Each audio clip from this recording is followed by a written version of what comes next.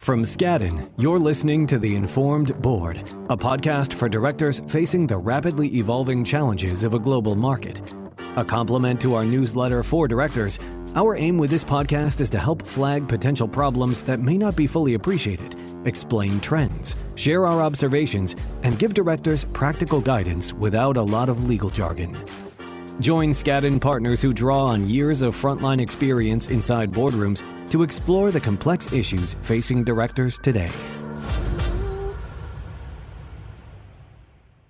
The EU has recently introduced a new regulatory notification requirement that's aimed at non-EU acquirers that receive subsidies. I'm Ann Beth Stebbins, a partner in Skadden's M&A practice. I'm joined today by my partner, Giorgio Motta, from our Brussels office. Giorgio specializes in merger control and state aid, and we're here to talk about the new foreign subsidies regulation. Hello, Giorgio. Hey, Ann Beth. Thanks for being with us. Let's start with the basics. What is the new foreign subsidies regulation? M&A transaction as of the 12th of July of this year face an additional regulatory red tape in Europe. That is, in addition to merger control and to FDI approvals. And that is the Foreign Subsidies Regulation, or FSR. Why was this law enacted? The FSR is essentially a new tool that will allow the European Commission to look into acquisitions of or investments in businesses in Europe that are made by companies that have received some sort of financial contribution from a foreign government. The EU already has quite detailed rules to monitor how EU governments fund and subsidize companies and industries in the EU. This new regulation doesn't impact any European subsidies of European companies. That's exactly right, because the EU already has in place a system to actually monitor and control this kind of subsidies given by EU national governments.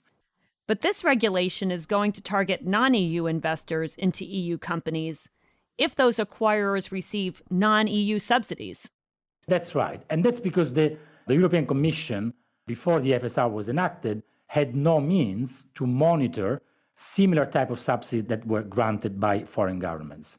What the FSR is designed to do is exactly to fill that perceived regulatory gap. And Beth, if helpful, I can give you some background, because I think this may help everyone understand which companies and which M&A deals are most likely to be subject to this new regime. The lawmakers in Brussels started to think about this new law a few years ago, and the idea was to go after acquisitions and investments in Europe made largely by Chinese state-owned and state-backed companies. And the concern was to prevent China Inc. from using its state economy from taking over European businesses in important industries. So this isn't all that different than the thinking behind CFIUS and CFIUS's focus on China Inc. in recent years. I think that there is a slight difference with CFIUS, which is this new regime doesn't really distinguish or focus on particular industries, companies, or nationalities. Focuses on any companies that are investing in Europe that are supported by foreign governments in a way that the European competitors are not getting. And going back to to the history of this, I think it's fair to say that the focus has somewhat expanded in the last couple of years from looking only at China's state-owned companies to more broadly at foreign subsidy given by non-EU governments. And why is that?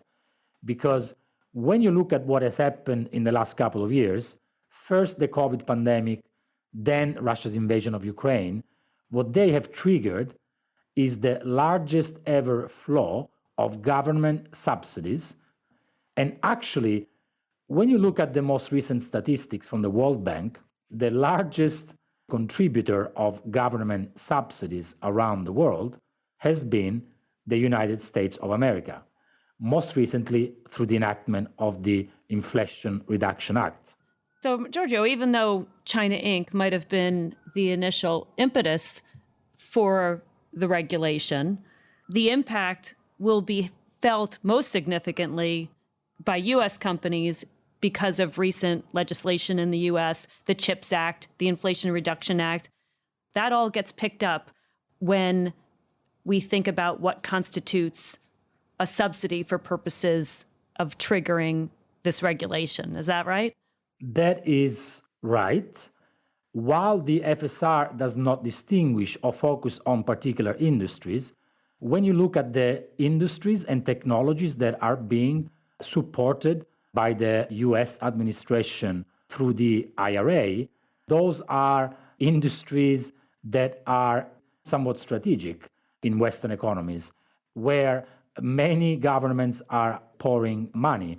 So I think if US companies have received some sort of support from the US administration or from local governments through the IRA or through other subsidy measures, they may get the attention of the EU through the FSR review process. We already have merger controls. We already have foreign direct investment approvals. How is this assessment under the FSR, the foreign subsidies regime, different? First of all, different thresholds. To summarize them in short, first of all, the FSR applies to all transactions that have signed after the 12th of July of this year, but will not be completed by the 12th of October of this year. Second, the target in an M&A deal or the merging parties, they must be established in the EU. And just to be clear, this requirement is quite broad. So this would potentially also cover companies that have non-EU headquarters, but that have subsidiaries and operations in Europe. So if you're a non-EU acquirer and you're acquiring another non-EU target, if that target has significant operations in Europe, this regulation will require a notification. That's right. But then there are some financial thresholds. Does your target in your M&A deal generate more than 500 million euros in revenues in the EU? And that is a relatively high threshold. And then there is a fourth threshold, which is that the merging parties have received in the last 3 years more than 50 million euros in financial contributions, in subsidies from a foreign government. It's a relatively low threshold. And so we anticipate that if the 500 million revenue threshold in Europe is met, many companies will meet the 50 million threshold. Just to be clear, it's 50 million for both parties. So if one party receives 30 million in subsidies over the measurement period of 3 years, and the other party received 25 million in subsidies, even though that other party is the target, the two subsidy levels are combined to see if that 50 million, 50 over 3 years. That's correct. It's the combination of a low threshold and the broad definition of financial contribution under the FSR. Let's spend some time talking about that. What is a subsidy? What does foreign financial contribution pick up?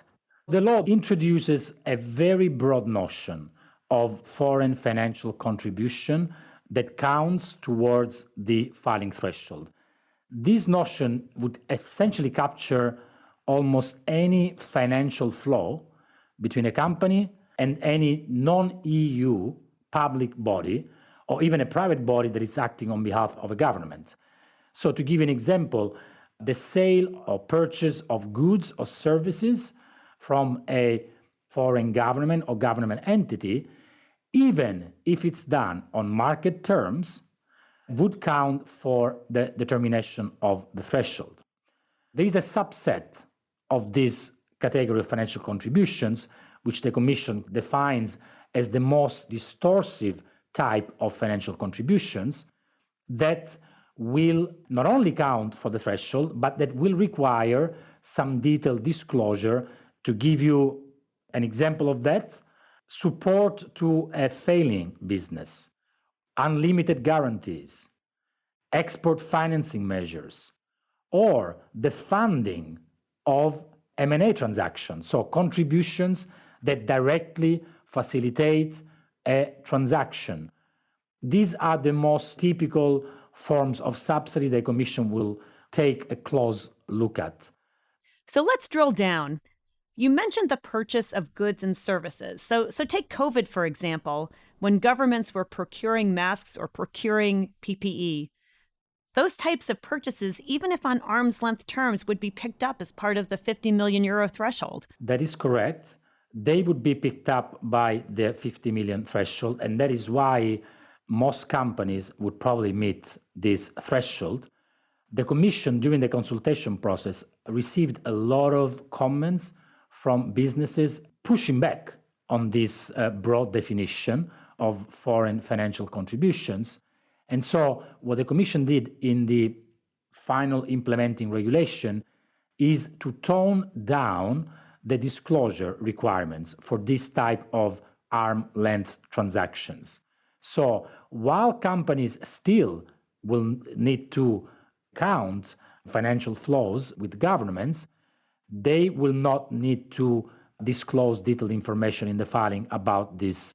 Let me maybe add, Ann Beth, that this is a new regulation. There are no precedents. There are no guidelines. So I think it's going to be essential for companies to go in early and have an open and frank discussion with the Commission to possibly get waivers.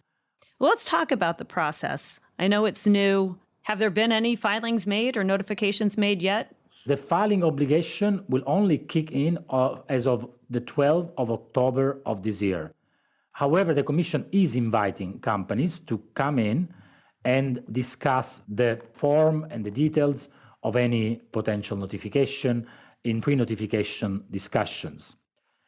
The FSR review process will be quite similar to the one under the EU merger regulation. It will involve a pre-notification period and a phase one review of 25 working days. And that can run concurrent, Giorgio, with the merger control time periods, with any foreign direct investment review period? It can be run concurrently. Whenever you have a merger control filing approval for your deal, and you also have an FSR approval, it's quite important for companies to be able to run this process in parallel. The FSR teams and the merger control teams that will look at your transaction sit under the same Director General of the Commission, which is the Director General for Competition. And they will talk to each other. They will share information. So it becomes very important to ensure a consistent approach and strategy in your FSR and merger control filing process. Would you anticipate that there would be sharing of this additional disclosure that's required under the FSR among the regulators so that the merger control people, for example, are seeing due diligence reports that are provided to the FSR team? There is some overlap in terms of the documents that are required under the two filing processes, but there are some additional document disclosure requirements under the FSR, like due diligence reports, valuation analysis, analysis regarding potential alternative acquisitions, materials that are specific to the foreign subsidies that are being assessed under the FSR. And because the two teams, the FSR team, the merger control team, will speak to each other, I think it is important for companies from now on to take a close look at this type of due diligence reports, valuation analysis, and the content of it, because that content may impact also the outcome of your merger control review. How will the FSR team assess the merits of a transaction? What gets their attention and what are the remedies if it's something that they determine influences or distorts the internal EU market? The Commission will assess whether foreign subsidies, so selective financial contributions, distort the EU internal market. When reviewing subsidies in the context of an M&A deal, this assessment will be limited to the context of the transaction. The assessment under the FSR will not look at the overall impact of the transaction on competition, but at the specific effect that a foreign subsidies has on competition in Europe, particularly on the market in which the transaction is taking place. That means that the Commission could raise, for example, concerns, even in markets that are not particularly concentrated, which is the test you have in a merger control system. And a good example is a competitive M&A bidding process. The typical merger control regime would not worry about which bidder wins a particular acquisition of a particular business, as long as sufficient competition remains after the transaction. Under the FSR, the Commission could instead intervene if it believes that, for example, the winning bidder was able to outbid competing companies with the help of some foreign subsidies. If you want to think about some examples, the most typical one is state-owned or state-backed Chinese companies that may be able to outbid competitors because of the backup that they get from the Chinese government. But also, you might think in the context of a PE transaction of limited partner investments that are made by sovereign wealth funds or pension funds to participate in the acquisition of a business in Europe. So what should U.S. companies who are considering acquisitions of targets with significant business in Europe be doing now to prepare?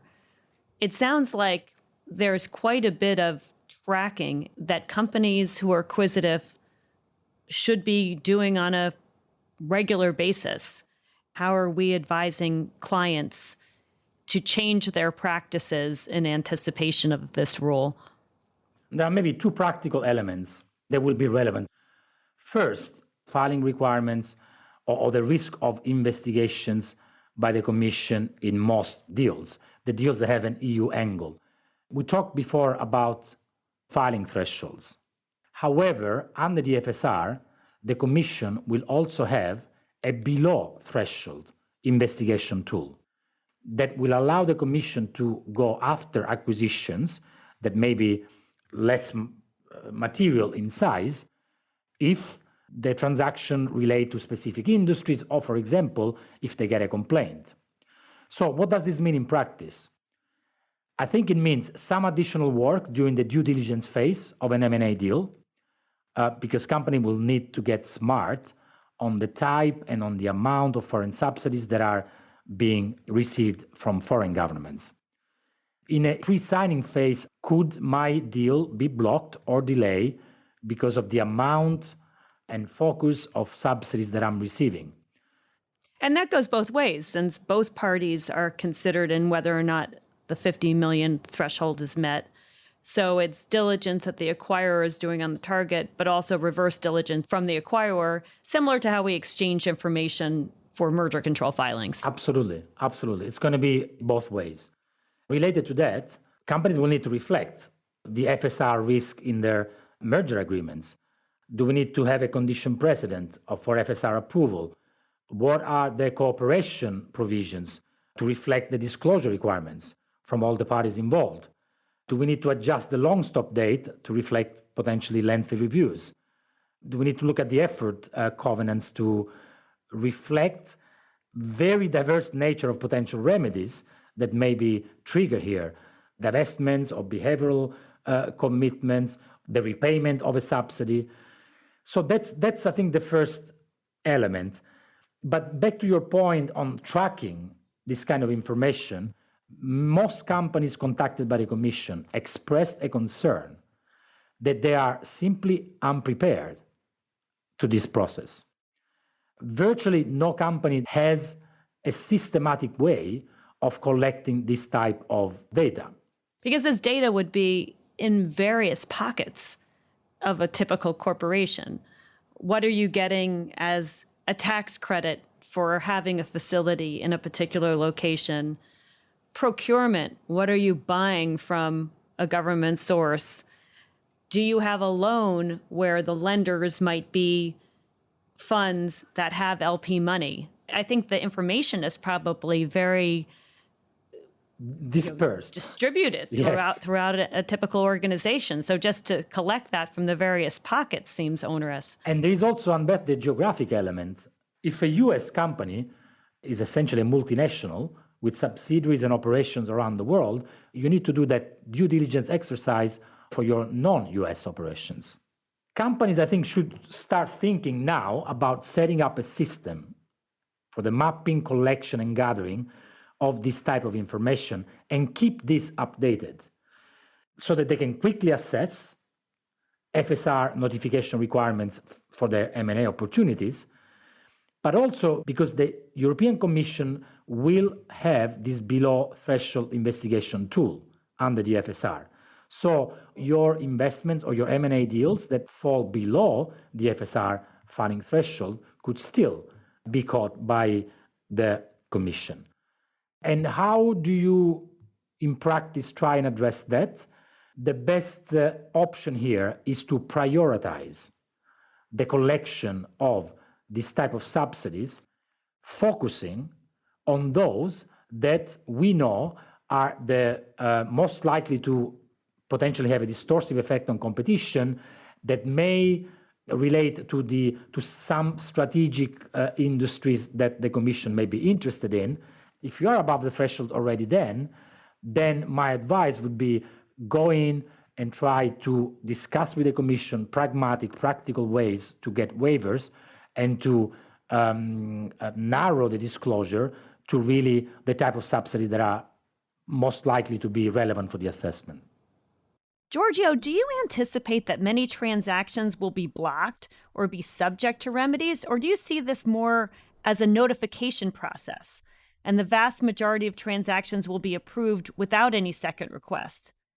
Is this just another regulation and not something that will block M&A transactions? The Commission actually has been pretty clear. When they introduced the FSR, the Competition Commissioner did say, this tool is designed to go after the big fish.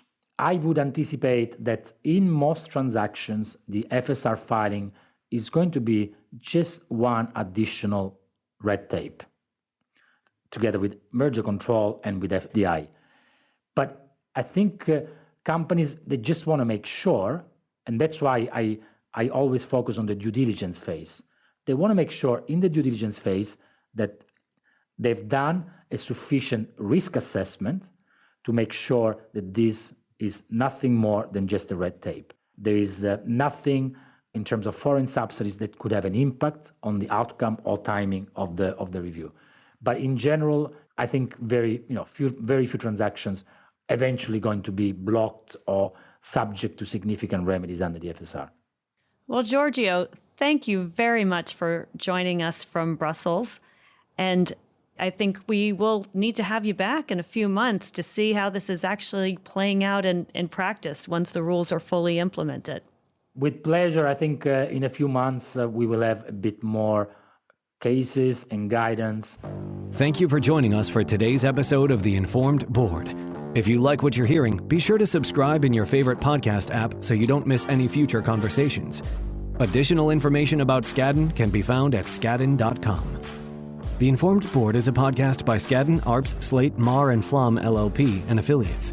This podcast is provided for educational and informational purposes only and is not intended and should not be construed as legal advice. This podcast is considered advertising under applicable state laws.